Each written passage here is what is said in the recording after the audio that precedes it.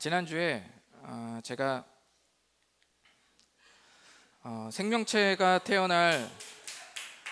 생겨날 가능성을 보여드렸는데 수식을 잘못 계산했습니다. 그래서 전문가에게 물어서 확인한 결과 지수 법칙에 의해서 10의 10승에 123승은 먼저 123 곱하기 10을 먼저 해야 됩니다. 그래서 10에 1230승이 되는 것이죠. 지수 법칙은 2를 곱해야 되는 것입니다. 그래서 정확히 말하면 공이 1230개가 되는 것이죠. 그래서 제가 저번에 말씀드린 공의 개수를 다시 정정하면서 10에 1230분의 1이 생명체가 생겨날 가능성이다라는 것을 다시 한번 말씀드리겠습니다. 아마도 숫자 단위 중에 여러분들이 들어본 것은 억, 조, 경, 그리고 어르신들은 해까지는 아마 들어보셨을 겁니다. 근데 그 뒤로도 엄청 많더라고요. 근데 이게 수학적으로 이 단위가 끝까지 있는 건지 아니면 도중에 누가 지은 건지 제가 잘 모르겠어요. 이 부분은 제가 정정하지 않겠습니다. 확실하지 않다고 말했으니까 정정하지 않겠습니다. 그 뒤로는 해 다음에는 자, 양, 구, 간, 정, 제, 극, 항하사, 아승기 이런 단위가 있다고 그래요. 그리고 한자 문화권에는 무량대수라는 단위도 있고 그래서 그럼 어떤 수가 제일 높냐? 그래서 1940년에 어떤 수학자가 붙인 신조어가 있대요. 그래서 구골이라는 신조어를 말했다고 했다고 합니다. 거기서 이게 정확한 수학 단위는 아닌 것 같아요. 그 수학자가 그냥 붙인 이 구골이라는 단어가 10의 100승이래요. 상상할 수 없는 이 모든 단위를 다 뛰어넘는 수죠. 10의 100승. 그러니까 10의 1230승이 얼마나 큰 숫자인지 아시겠죠? 그러니까 생명체가 탄생할 확률은 제로라고 보면 됩니다. 그리고 자연계에서의 확률과 우리가 의도를 가진 사람 간의 이 환경에서의 확률은 좀 평가가 다르다고 학자들은 말합니다. 그래서 자연계가 훨씬 박하다 확률이. 왜냐하면 자연계의 10%와 우리에서의 10%는 좀 다르대요. 우리는 10번에서 1번 될 가능성을 말하는 거지만 자연계는 의도성이 없잖아요.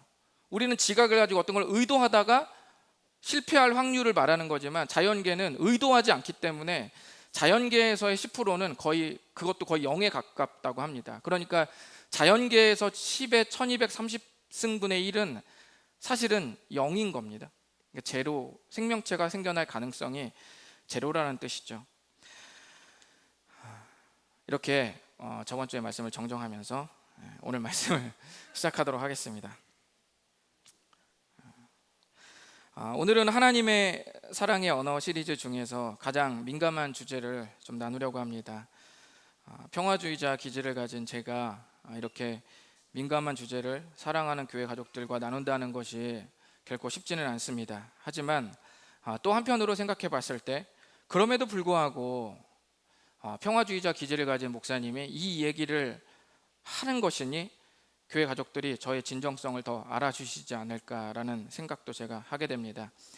제가 이 시리즈 말씀을 시작할 때 이 말씀을 들어야 할 세 부류 중에 첫 번째 대상을 향해서 제가 말씀드렸습니다. 그 첫 번째 대상이 누구였냐면 예수님을 믿지 않는 분들, 또는 믿어지지 않는 분들, 또는 믿으려고 하는 분들이라고 말씀드렸습니다. 이분들이 설교를 들어야 할 세 부류 중에 첫 번째라고 말씀드렸습니다. 그런데 제가 목회자의 시선으로 보니까 우리 가족들 중에서 예수님을 믿는다고 말한 분들 중에 다시 확인을 하셔야 할 것 같은 분들이 있는 것 같습니다. 물론 제가 하나님이 아니기 때문에 어디까지 100% 확신할 수는 없지만 오래 사역하고 이 부분을 아주 많이 또 학생들과 청년들과 상담해 본 경험에 비추어서 신중하게 말씀을 다시 드리는데, 예수님을 믿는다고 말씀하시는 분 중에 다시 이 부분을 확인해야 될 분들이 제가 생각하기로는 있다는 것을 좀 말씀을 드립니다. 구원을 다시 점검해야 할 분들이 있다는 말이죠. 그러니 이 시리즈가 계속되는 동안 말씀을 확인하시고, 또 기억이 안 나시면 유튜브를 눌러서 기억하시면서 주님께 투명하게 자신을 드러내 보이는 시간이 되셨으면 좋겠습니다. 제가 중학교 다니던 시절에 수학 선생님이 두 분이 돌아가면서 가르치셨는데, 그 중에 한 분은 학생들에게 질문을 전혀 받지 않는 분으로 유명했습니다. 교실에 들어오시면 그때부터 한쪽에 끼고 온 그 노트를 펼치면서 그 노트에 적어 오신 것을 칠판에 빼곡히 적으시는 거예요. 50분 내내 빼곡히 계속 적으시면서 그거를 적으면서 그거를 설명하고, 또 지운 다음에 문제를 학생들에게 내고, 그 또 시간 지나면 그 낸 문제를 풀어주는 방식으로 늘 이렇게 기계적으로 수업을 이렇게 하셨습니다. 그러다가 어떤 학생이 문제를 풀 때 손을 들고 질문을 하면 그 선생님은 어김없이 말했습니다. 질문하지 마. 이렇게 말하고서는 그 학생의 질문을 그냥 단박에 거절하셨습니다. 그 당시는 우리 학생들 모두 왜 그 선생님은 질문을 받지 않는지 긴가민가 했지만, 시간이 지나고 알았습니다. 시간이 지나고 나서 알았습니다. 선생님께서 돌발적인 그 수학 질문을 받을 수 없는 수학 실력을 드러낼 수 없었다는 사실을 말입니다. 처음에는 그 선생님이 못나 보였는데, 저도 성인이 되고 30대, 40대, 그리고 곧 50대가 가까워지다 보니까 그 선생님의 마음이 조금씩 이해가 되었습니다. 사람이 40대가 넘으니까 누군가에게 질문을 하는 횟수보다 누군가로부터 질문을 받는 횟수가 더 많아지더라고요. 인생을 좀 살았다는 말이죠. 물론 여기 계신 어른들만큼은 아니지만 꽤 인생의 절반 이상을 이미 살은 것입니다. 그리고 더군다나 제가 목회를 하면서 다른 질문보다도 특히나 성경에 대한 질문을 받을 때 모른다고 말하기가 정말 어렵다는 것도 제가 알게 됐습니다. 체면이 구겨지는 거죠. 속된 말로 쪽팔리는 겁니다. 그래서 그 선생님의 마음을 제가 이해한 거예요. 목사라도 성경을 다 할 수 없다는 사실을 교회 가족들이 이해해 줄 거라는 것이 제 마음에 있다는 걸 알면서도 성경에 대한 질문을 받으면 모른다고 말하지 않으려는 본능이, 모른다고 말하고 싶지 않다는 내 안의 본능이 먼저 작동하더라는 것입니다. 우리나라 사회에서는 특히나 성인이 된 후에 자신의 부족이나 또 체면이 깎일 만한 문제에 대해서 인정한다는 것은 정말 쉽지 않습니다. 가진 것이 많고 나름의 지위가 있으며 또 가정의 가장일 경우, 또는 자존심이 센 남성이든 여성일 경우에는 더더욱 어렵습니다.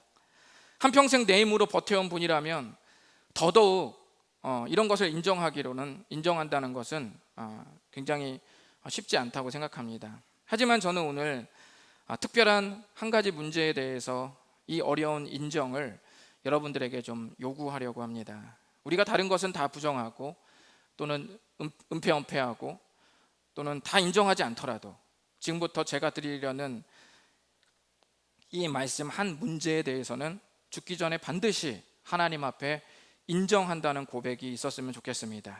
그 주제, 그 문제는 무엇일까요? 그것은 바로 주님, 제가 죄인입니다 라는 고백입니다. 로마서 1장 18절을 한번 읽어보겠습니다. 시작. 하나님의 진노가 불의로 진리를 막는 사람들의 모든 경건하지 않음과 불의에 대하여 하늘로부터 나타나나니. 아멘. 아래 제가 설명을 좀 써놨다시피 하나님의 진노는 우리가 좀 거부감을 갖는 말이긴 하죠. 하나님이 화가 나셨다 이런 뜻이라고도 볼 수 있는데, 하나님의 진노는 우리처럼 홧김에 뭘 한다든지 돌발적으로 충동적으로 뭘 뒤집어 엎는다는 그런 의미가 아니라, 하나님의 진노는 우리 사회에서 불의가 영원히 계속되도록 놔두시지 않는 하나님의 행위, 하나님의 액션을 하나님의 진노라고 말합니다. 지금 하나님의 사랑의 언어 시리즈를 하는데 하나님의 진노가 우리를 향하고 있다는 사실이 과연 우리를 사랑한다는 메시지가 될 수 있을까 의아해 하시는 분들이 있습니다. 슬기로운 의사생활이라는 드라마 12화에서 이익준이라는 의사가 후배 의사를 향해 이런 명대사를 날렸습니다. 환자한테 친절하다고 환자가 살진 않아, 이렇게 말했어요. 정말 아픈 사람에게 가장 필요한 것은, 물론 친절하면 좋지만 친절함보다 더 필요한 것은 정확한 진단입니다. 정말 아픈 사람에게 그게 필요한 거죠. 하나님은 로마서 1장의 말씀에 모든 사람에게 하나님의 진노가 향하고 있다고 말씀합니다. 그게 누구일까요? 진리를 막는 사람을 향하고 있다고 말씀하시는 거예요. 하나님은 진짜 어떤 문제가 있는 사람에게 그 문제를 정확히 진단하는 것이 사랑이지, 그것을 얼버무리거나 덮는 것은 오히려 사랑이 아니라 저주일 수 있습니다. 하나님은 분명하게 말씀하시기를 진리를 막는 사람들을 향해 하나님의 진노가 향해 있다라고 말씀하십니다.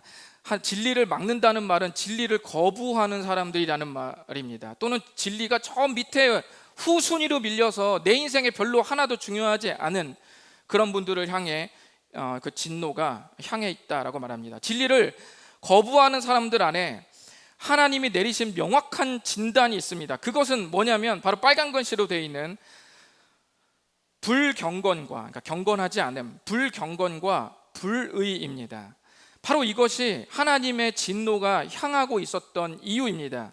우리 안에 있는 불경건과 불의, 이 두 가지가 하나님의 진노를 향하게 만든 이유였습니다. 진리를 거부하고 있었던 사람들 안에 불경건과 불의는 도대체 무엇을 말하는 것일까요? 강석교회 김경성 목사님은 설교에서 이 부분을 좀 더 구분해서 잘 설명해 주셨습니다. 불경건은 하나님께 초점이 맞춰져 있고 불의는 사람에게 초점이 맞춰져 있습니다. 불경건은 하나님께 잘못한 것이라는 의미가 강하고 불의는 사람에게 잘못한 것들의 무게가 실려 있습니다. 불경건은 하나님을 하나님답게 대접하지 않는 죄고 불의는 사람을 사람답게 대접하지 않는 죄입니다. 그동안 우리가 생각해 볼 때 불의는 대체로 인정하는 편이었습니다. 또는 인정하지 않았더라도 조금 자세히 말씀드리면 인정하시는 분들이 꽤 많았습니다. 우리가 잘 생각해 보면 부정적인 말과 행동의 출발에는 뭐가 있죠? 그 말을 또는 그 행동을 저지르도록 만든 마음이 있었죠. 우리들의 마음, 그 유발한 마음이 있었습니다. 우리의 생각은 여기서 끝날 때가 많습니다. 하지만 우리가 한 번 더 생각해 볼 것은 뭐냐면 우리 속에서 그 마음이 옳지 않다는 것을 내가 알고 내가 그렇게 배웠는데 도덕 시간에 그게 옳지 않고 그런 생각을 하는 것이 좋지 않다는 것을 내 이성과 내 온몸이 그것을 알고 지식적으로도 습득하고 있는데 도대체 그 부정적인 마음은 어디서 유발했냐는 거예요. 나도 원치 않고 나도 의도치 않은 그 마음이 왜 어떻게 우리 마음 속에서 마치 공장이 뭔가를 생산해내듯이 왜 그 좋지 않은 마음을, 나도 원치 않는 마음을 생산해냈냐는 거죠. 도대체 그 공장은 어디 있냐는 거예요. 우리 마음에 있다는 것입니다. 우리 안에. 이것이 바로 성경에서는 죄의 본질이라고 말합니다. 불의가 생겨나게 된 본질입니다. 하나님께서 말씀하시는 죄는 바로 여기까지 들어갑니다. 이 이야기를 말씀드리면 우리 모든 사람의 내면에서 실제로 일어나는 일이기도 하기 때문에 이런 죄에 대해서 어느 정도 공감하거나 인정하는 분들이 꽤 많이 있습니다.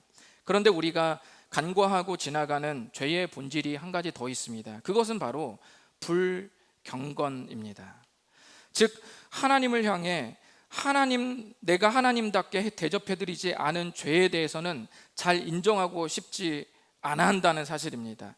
로마서 1장 19절과 20절 말씀을 보면 우리가 꼭 몰라서 인정하지 않는 것이 아니라 하나님을 알만한 사실이 보였고 그 사실들은 창세로부터 하나님이 만드신 자연세계에 풍성하게 드러났다고 말씀하십니다.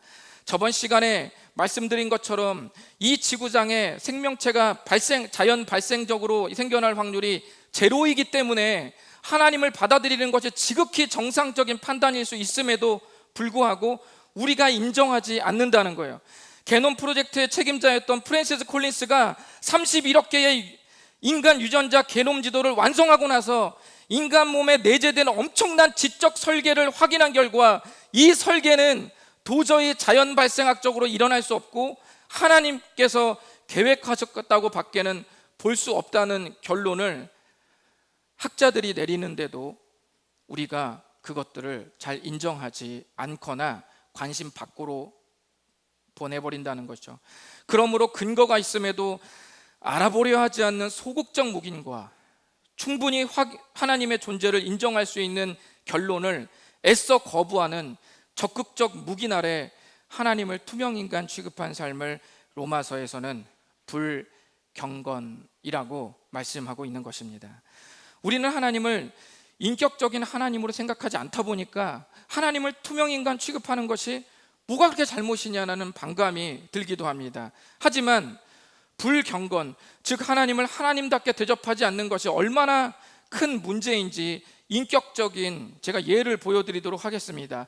제가 끝나고 지환 형제를 투명인간 취급한다면 기분이 어떻겠습니까? 적극적으로 욕을 하거나 제가 무례하게 대하지는 않지만 투명인간 취급합니다. 어떻겠습니까? 제가 끝나고 아버님들을 투명인간 취급합니다. 다른 사람들은 다 반기고 웃고 악수하고 다 합니다. 말도 걸고 안부도 묻습니다. 그런데 유독 아버님들에게만 완전히 투명인간 취급합니다. 어떻습니까? 제가 무례했나요? 제가 욕을 했나요? 제가 폭력을 행사했습니까? 아무것도 하지 않았죠. 그러나 어쩌면 이런 취급들이 욕을 한 것보다, 폭력을 행사한 것보다 더 모멸감에 들 수도 있는 것입니다. 또는 제가 집안에서 아내를 패고 아이들을 매일마다 야구방망이로 패면서 여러분을 위해서는 지극정성으로 섬긴다면, 내 주머니까지 다 털어가면서 섬기고 베풀고 대접한다면 여러분들은 저를 정상적인 목사로 여기시겠습니까? 또는 저를 정상적인 삶을 살고 있다고 평가하시겠습니까? 그렇지 않을 겁니다. 우리가 특정 사람들과의 관계에서 대단히 친절해도 마땅히 인격적이어야 할 대상을 비인격적으로 대하는 것은 정상적인 삶이 아닙니다. 내 안에서 악한 마음을 유발시킨 죄의 본질이 불의라면 불경건은 실제로 존재하시는 하나님을 외면하고 투명 인간 취급한 죄의 본질입니다. 이렇게 불경건과 불의라는 죄의 뿌리가 생산해내는 삶은 점점 고장나기 시작했습니다. 로마서는 불경건과 불의로 인해 망가져가는 삶의 궤적을 상당히 잘 보여주고 있습니다. 로마서 1장 21절을 보면은 불경건과 불의로 인해서 어떤 일이 벌어집니까? 오히려 그 생각이 허망하여지며 미련한 마음이 어두워졌다라고 이렇게 말합니다. 그 생각이 허망해졌다는 말은 정상적 사고가 뒤틀리기 시작했다라는 뜻입니다. 그리고 미련한 마음이 어두워졌다는 뜻은 분별력이 상실되고 있다는 뜻입니다. 먼저는 사고가 뒤틀리고 분별력이 상실되었습니다. 그리고 난 뒤에 무슨 일이 일어나냐면, 사고가 뒤틀리고 분별력이 희미해지니까 자기 스스로 홀로 살 수 없음에도 불구하고 신기하게도 하나님 없이도 잘 살 수 있다는 인생의 결론에 도달합니다. 이것이 망가져가는 삶의 끝입니다. 이후로 발생하는 죄악은 크게 두 줄기로 뻗어가는데, 하나는 우상숭배이고 하나는 성적 타락이에요. 역사적으로 그렇습니다. 하나는 우상숭배고 하나는 성적 타락입니다. 그러나 우리가 우상숭배라고 하면 돌이나 나무로 새긴 조각상을 옛날 사람들이 숭배하고 절하는 것으로 여기겠지만, 현대시대의 우상은 바로 탐욕, 탐심입니다. 두 번째 줄기는 성적 타락인데요, 이는 성생활 자체가 잘못되었다는 말이 아니라 난잡하고 문란하며 무질서한 성의 쾌락이 죄라는 말입니다. 이후에 로마서 1장 29절부터 31절까지 계속되는 이 빼곡한 이 죄의 목록들은 하나님께서 새롭게 제시한 죄의 목록이 아니라 당시에 일반적인 철학자들도 익히 알고 있는 사회에 만연된 죄들이었습니다. 당시에도 알고 있던 이 죄의 항목들을, 이 목록들을 왜 성경에 기록해 놓았을까요? 철학자들도 익히 알고 있는 이 죄의 목록들을 왜 성경에 기록해 놓았을까요? 그것은 우리 사회의 저변에 저질러지는 모든 죄들의 뿌리가 바로 불경건과 불의에서 시작된 죄들이라는 뜻입니다. 그래서 엄밀히 말하면 저 목록들은 죄가 아니라 죄의 결과라고 이렇게 말할 수 있는 것입니다.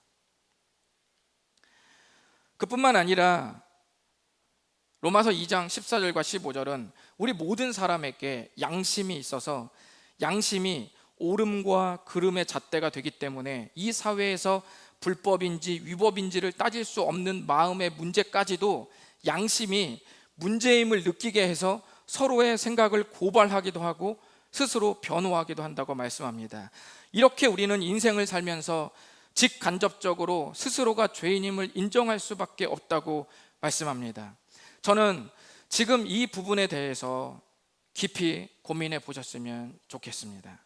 그리고 한 번도 정말 내가 죄인이라는 이 사실, 내 일상과 현재 내 신분에서 내가 해야 할 일들에 치여서 이 문제에 대해서 정말 가슴 깊이 생각해 본 적이 없는 분이라면 오늘 말씀을 통해서 그리고 일정 기간 동안 아주 심도 있게 깊이 고민해 보셨으면 좋겠습니다. 그렇다면 우리가 죄인이라는 사실이 무엇을 의미할까요? 첫 번째는 우리 모두는 죄 때문에 하나님의 진노를 받게 되었다는 사실입니다. 거듭 말씀드리지만 진노는 하나님께서 홧김에 뭘 뒤집어 엎는 걸 말하는 게 아니라 하나님께서 불의를 더 이상 놔두시지 않고 마침내 바로잡는 행위라고 말씀드렸습니다.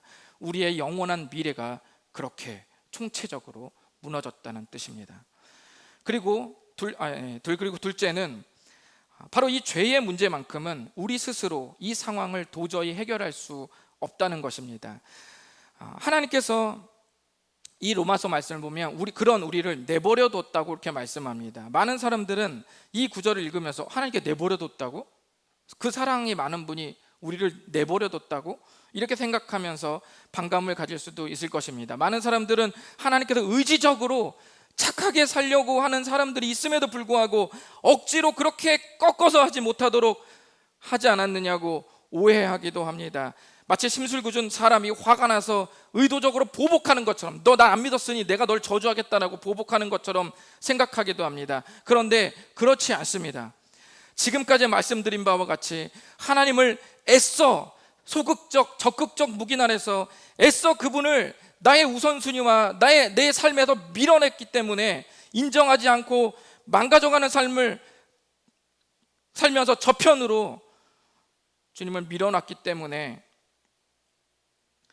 그 삶이 바로 내버려둔 삶이 된다는 뜻입니다. 애써 인정하지 않는 상태를 로마서에서는 하나님께서 내버려 두셨다고 표현했습니다. 소극적 내지는 적극적 거부로 하나님을 인정하지 않고 삶에서 멀리 떨어뜨려 놓으니 그 자체가 하나님이 내버려 주신 삶이 되었다는 그런 뜻이라고 생각해보면 좋습니다. 언젠가 모든 사람은 심정지가 오기 전 생의 마지막 끝자락에서 단 한 가지만을 준비해야만 합니다. 그때는 무엇을 입을지, 어떤 맛집을 갈지, 뷰가 좋은 어떤 카페를 갈지, 무슨 차를 살지, 어떤 여행을 갈지, 어떤 아파트에 살지, 어떤 직업을 가질지, 그동안 인생에서 나름 중요하다고 생각했던 것들에 대한 모든 준비는 의미가 없습니다. 생의 끝자락에서 우리가 준비해야 하는 유일한 현실은 바로 하나님의 진노가 향해 있던 우리 안에 불경건과 불의에 대한 심판입니다. 이에 대한 준비와 대답, 그 하나만 생의 끝자락에 남습니다. 그럼 이제 우리에게 희망이란 없을까요?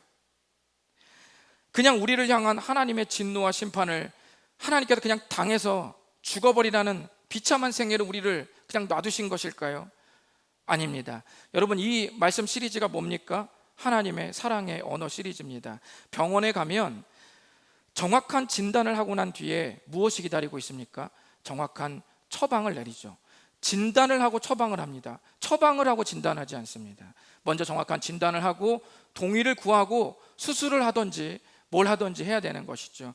우리 안에 지금 오늘의 말씀은 하나님께서 정확한 진단을 우리에게 지금 선언하셨다고 생각하시면 됩니다. 이제 그리고 그 정확한 진단을 우리가 듣고 그것을 동의하고 사인하고 깊이 인정하는 그런 시간들이 우리에게 이제 앞으로 필요한 것입니다. 하나님은 성경 전체에 바로 하나님의 정확한 처방, 구원의 길을 기록해 놓으셨습니다. 그리고 우리에게 무수히 엄청난 기회를 주십니다. 이것은 하나님의 사랑의 언어 네 번째 시간에 하나님의 정확한 처방을 말씀드리겠습니다. 그 전에 여러분들에게 숙제를 하나 드리겠습니다. 앞으로 2주간 2주 동안 이에 대해 진지하고도 심도 있는 고민을 개인적으로 꼭 하시기를 바랍니다. 그리고 하나님 앞에서 주님, 제가 죄인입니다 라고 고백할 수 있기를 바랍니다. 마음으로 느껴질 수 있으나 기왕이면 1분이라도 기도의 시간을 갖고 입술로 고백하십시오. 마음으로 그냥 잠잠하게 느껴진다고 고개만 끄덕끄덕 하지 마시고 기도의 시간을 30초, 10초도 괜찮으니 그 시간을 갖고 입술로 고백하십시오. 주님, 제가 죄인입니다. 생각만 하는 것과 입술로 고백하는 것은 완전히 다른 문제입니다. 머릿속에 떠돌고 맴도는 생각을 집어내는 것과 내가 입술로 언어를 발휘해서 정확하게 고백하는 것은 전혀 다른 문제입니다. 우리는 우리 자신이 수없이 하나님께 그리고 교회에 던지는 질문의 답변을 받아들일 정도의 관심이나 진지함 없이 때로는 의구심이 들 때마다 질문하곤 합니다. 내가 진지하게 그 문제에 대해 고민해 본 적이 없고 심각해 본 적이 없는 상태에서 고민해 보고 심각해야만 깨달을 수 있는 답을 기독교에 그리고 성경에 그리고 목사님에게 질문할 때도 있다는 말입니다. 그 대답을 듣고 나서 속이 시원하지 않으면 우리는 생각합니다. 교회에도 별 볼 일 없구만. 교회에서 항상 사람을 이렇게 부정적으로 생각하더니만 들어보니까 영 탐탁치가 않구만. 이렇게 결론을 내릴 수도 있습니다. 하지만 마지막으로 여기 계신 교회 가족들은 그러지 않았으면 좋겠습니다. 질문이 잘못됐다는 말이 아니라 돌아올 답변의 무게만큼 질문하는 우리도 진지하게 시간을 들이고 마음을 들이고 고민을 해봐야 한다는 것입니다. 끊임없이 내 경험과 내 생각과 내 노하우에 그 채로 하나님의 답변을 걸으면서 받아들이려고 하면 내 수준의 것 외에는 들어오지 않지 않겠습니까? 새로운 것이 들어오려면 겸손한 마음으로 그동안 내가 살아왔던 나만의 삶의 방식, 나만의 논리 체계를 잠시 다 내려놓고 무장해제한 다음 하나님께서 나를 걱정하시고 사랑하시는 그 무게로 그 문제에 임해야지만 그 답변도 우리는 받아들일 수 있을 것입니다. 제가 만약에 유산의 경험이 있는 부부에게 단순한 호기심으로 그 유산해 보니까 많이 아파? 이렇게 묻는다면 여러분 그 부부의 마음이 어떻겠습니까? 가족을 잃어본 사람한테 단순한 궁금증으로 가족을 한 분 떠나보내니 어째 좀 슬퍼? 제가 이렇게 단순한 어떤 가벼운 마음으로 묻는다면 여러분 상대가 그에 상응하는 답을 낼 수 있을까요?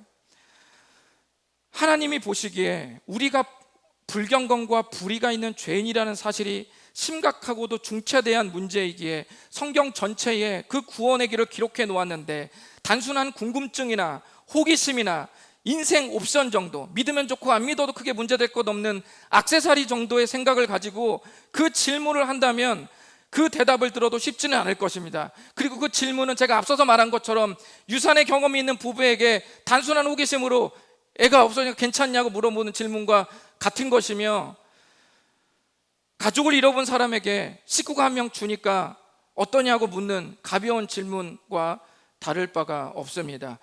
언제나 내가 그에 상응하는 답변을 듣고 싶다면 그에 상응하는 질문자의 무게도 함께 따라가야지만 그 답변의 무게를 함께 생각할 수 있는 것입니다.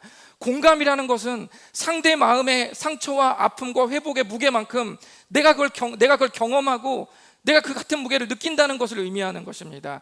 하나님께서 우리가 불의와 불경건에 지금 상황에 처해 있다는 이 사실을 주님은 무겁게 생각하시고 오히려 우리의 문제임에도 불구하고 하나님이 우리를 걱정하시며 그렇게 사랑하고 계셔서 그 문제를 지금 우리에게 다루시고 계시는 것입니다. 그게 만약 가볍다면 성경에 66권에 그리고 신구약에 그리고 31,173구절에 아마 그 내용이 있지 않았을 것입니다.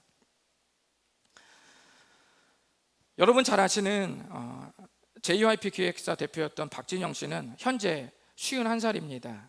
그가 2013년에, 그러니까 약 10년 전에 조원희 평론가와 인터뷰한 내용을 보면 그가 인생의 절반을 살다 보니 그 질문이 인생에 대한 다짐이 바뀌었대요.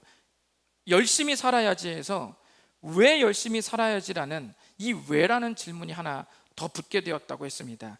그 이후로 박진현 씨가 3년 동안 한 노력이 무엇이냐면 빅뱅 이론으로 출발해서 상대성 이론과 양자역학을 거쳐서 입자 가속기와 힉스 입자에 이르는 물리학적 탐구, 그리고 그것을 종교 자료와 대입하고 진화론과 창조론을 연구한 후 인류의 역사까지 파헤쳤다고 이렇게 말했답니다.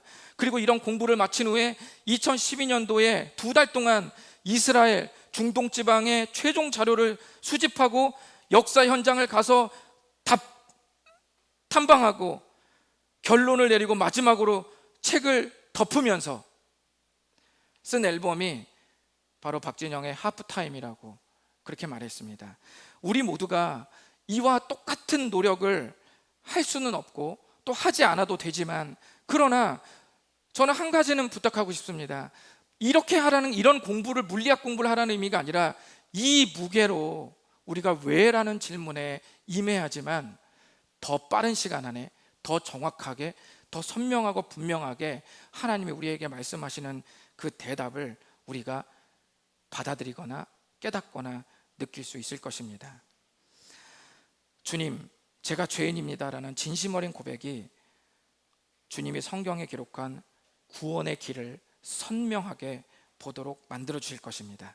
하나님은 우리 모든 다사교 가족들을 사랑하십니다. 그리고 모든 인류를 사랑하십니다. 기도하겠습니다.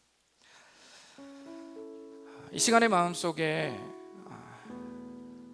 좀 깊이 생각하시면서 혹시 이 시간에 구원의 확신이 있고 이미 하나님의 자녀라고 누구보다 분명하게 말씀하실 수 있는 분들이라면 다시 한번 이 은혜 앞에서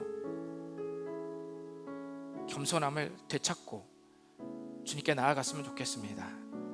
하나님께서 우리를 사랑하셔서 자기의 전부 올인 하셔서 우리에게 모든 걸 바쳤는데, 우리가 그 사랑에 걸맞는 삶을 살아가겠다고 끊임없이 다시 일어서는지, 구원받으신 분들은 이런 부분에 대해서 한번 깊이 고민해 보시기를 바랍니다.